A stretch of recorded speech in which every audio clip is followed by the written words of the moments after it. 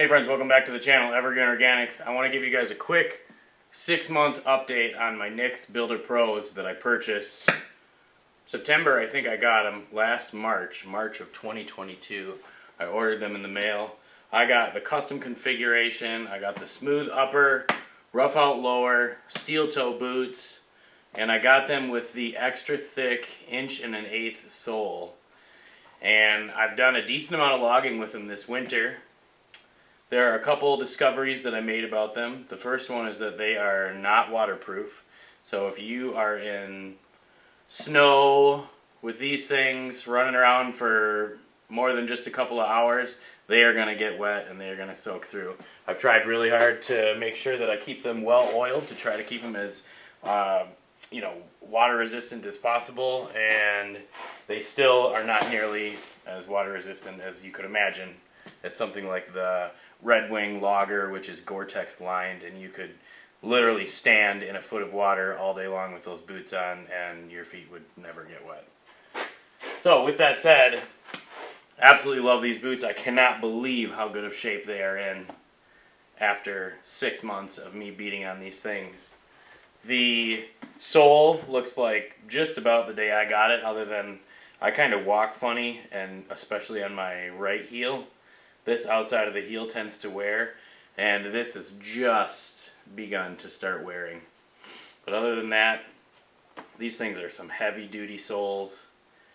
A couple of things that I wish I had done differently. I wish I had not ordered the extra thick sole. There is no reason on earth, unless you are climbing trees, why you need that extra thick sole. This is 1.125" thick, way, way, way too thick. After 6 months, right? This is me trying to bend these boots, right? So when I'm kneeling down, this is not conducive to kneeling at all. Whereas my Thorogoods, obviously very different kind of boot, but you get the point, right? If I gotta bend down and be working on my knees, this is an easier boot to wear. The most important thing that I wish that I had done before I bought Nix boots is I wish I had just taken the time to go and get my foot properly sized, or taken the time to do the Nix sizing method with the sheet of paper or something. Giving them a phone call, try to figure this stuff out. I just went earlier this week and actually got my Brannock size, and my Brannock size is an 11D. I found out too that my left foot is an 11D and my right foot is a 10.5E. So I have a shorter, wider right foot. I am left-footed, and I don't know if that makes for a reason for my foot to be bigger or what. But I wish I had known that, because I ordered these in 11D. And if I had known my Brannock size, I would have ordered them down. I thought I would just wing it because the Red Wings I was wearing were 11.5s, and so I ordered a size down for my Red Wings. Not a good idea. If you're going to spend $600 on a pair of boots and you're going to wait 35 weeks to get your boots in the mail, for God's sakes, take the 15 minutes to print off the sheet of paper and size your foot. Or give them a call if you're confused about it, or go into a shoe store and have them size your foot. Size your foot also with the socks you're going to wear in these boots. So these boots fit me great if I'm wearing my alpaca wool socks, working in the winter time. They're great. But now that summer's coming around, it's springtime, the snow's all melting, I'm going back to my thin cotton socks. These are pretty roomy. I tried to do the whole insole trick where you stick an insole in there to take up some of the room, and all it did was smash my toes so high up in the top of the toe box that I couldn't even wear them. So I haven't tried the Nix insole that they offer, but I tried several different insoles. I took these boots into a boot store to try to find an insole that would work in them, and I can't find one. There's not one I can find that's thin enough that makes these boots wearable with an insole on the inside. Brings me to another point. The leather in the bottom of these boots is very, very tough. When you combine that leather with this incredibly tough sole, if you're going to wear these boots standing on concrete all day long, you need to get the honey sole, that honey vibram lug sole.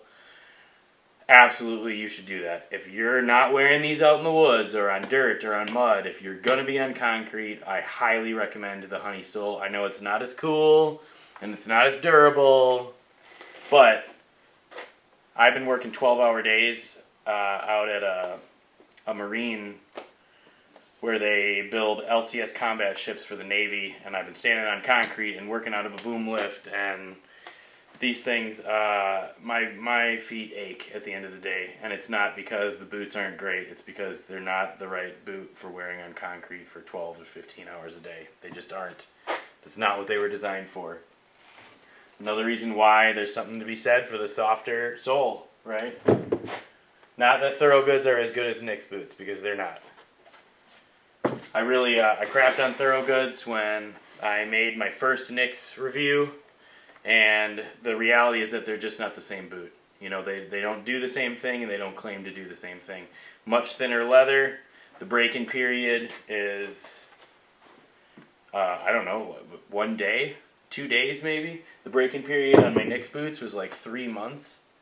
They say it's like 200 hours or something like that. I would argue it's a lot more than that. It's a brutal break-in on the boots, and I'm hoping when I have them rebuilt that it's going to be a little bit less of a break-in period, because the upper will have some break-in already. But I'm thinking about actually ordering another pair of Nick's, or I might try another Pacific Northwest boot, maybe Frank's, or I don't know, JK's maybe. Whites. The only issue with whites, well, there's two things. There's Westco boots and there's whites, which I have an issue with. Westco boots is a 14 to 15 month wait period on their boots right now, and I cannot imagine that whatever boot that they make is so far superior to Nick's that it would be worth it to wait 15 months for a pair of boots. The other thing is white's boots. This boot was, when I ordered it, was $565. I think they've gone up $10 in price. I think they're currently $575. So with the $34 shipping fee, they came to like $5.99. They were like exactly $600 out the door. These boots from White's are like $75 more than they probably charge. So they're probably about $100 more out the door. I cannot imagine that White's boots does something special that makes their boots miraculously worth $100 more than this boot. This is the toughest, most durable boot I've ever worn in my entire life. These things are indestructible, and I am horribly tough on the clothing that I wear. So, absolutely love them. Really wish that I had thought a little bit more ahead of time about like what exactly am I going to use these boots for? Am I going to be standing on concrete? Is it worth it for me to get the thicker sole? To 99% of the people out there, for God's sakes, it is not worth it to get the thicker sole. Frank's Boots actually offers, I think their like Builder Pro is called the Commander, and it's got a 1-inch thick sole, and then they have one called the Highlander, which has a 3/4 inch thick sole, which is more conducive to bending, so that if you're working on concrete all day, or you need to kneel down, whatever, then it's a lot easier to bend the boot. I think that that's a really cool idea. I haven't reached out to Nick's to ask them, but I think before I order my next pair of Nick's boots, I'm going to ask them if that's a possibility, if I can get a 3/4 inch thick sole instead of a 1-inch thick sole, because you can't move the boot. You can't bend the boot, So, anyways, absolutely love them. I hope this video helps some of you that are considering buying Nick's boots. If you're still worried about, oh my God, I'm going to pay $600 for a pair of boots, worth every penny. Every penny. And those of you haters that are going to comment on my videos and say, oh, I'd never spend that on a pair of boots, blah, blah, blah, blah, blah. Man, I spend 15 hours a day in boots. I wear boots 7 days a week. Even when I'm not at work, I have a farm, I have farm animals. I'm in boots all the time. $600 for a pair of boots. Look at these. After 6 months, they look like the day I got them. To pay $600 for that is, I would pay $1,000 if that's what they cost to have boots that were this quality. It doesn't matter. I paid $330 for a pair of Red Wings that last me a year.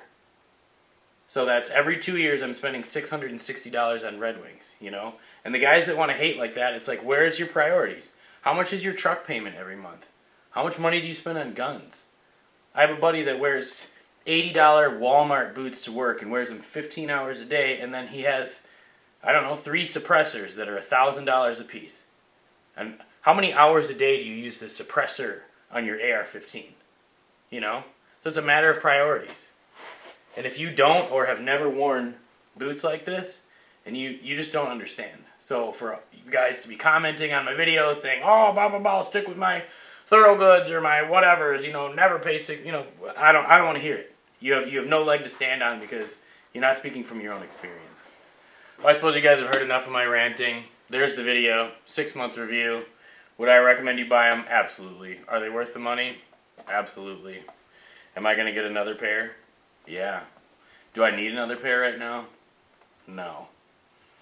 Is it going to turn into an obsession? I think so. When you're someone like me who really enjoys high quality workwear because you're sick of cheap stuff, having to buy it over and over and over, I gotta say, something like this is really, really a pleasure to wear.